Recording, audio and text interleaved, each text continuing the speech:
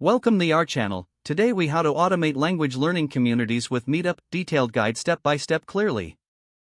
To start automating language learning communities with Meetup, first, create an account on the Meetup website.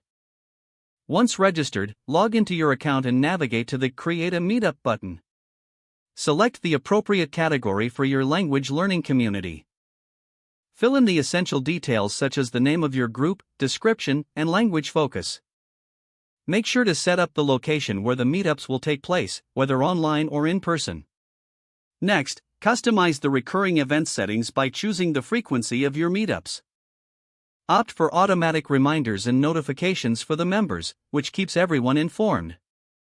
In the event section, create the first meetup by adding the title, date, time, and agenda. Incorporate engaging activities tailored to the language being learned, such as conversation partners or language games.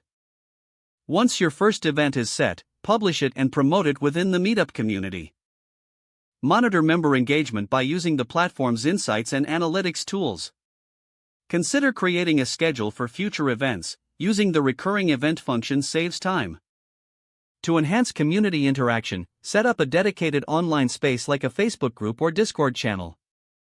Encourage members to share resources, tips, and practice opportunities within that space. Regularly check in with the community to gather feedback and suggestions for future events. Implement any constructive feedback to refine the experience and keep the members engaged. As your community grows, consider collaborating with other language groups or organizers to expand your reach.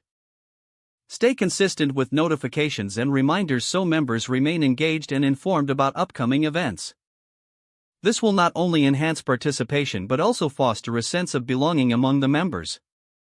Remember, the goal is to create a dynamic and interactive environment for language learners. If the page does not load, refresh the browser or try again in a private or incognito window. Make sure you are using the correct email address, then retype it carefully to avoid small typos. If your password is not accepted, use the reset option and create a new strong password you can remember. Check your spam folder for verification or security emails, then complete any requested confirmation steps. Enable two-factor authentication if available to improve account security and reduce unauthorized access risk. After signing in, review your profile details so your contact information and settings are accurate and current.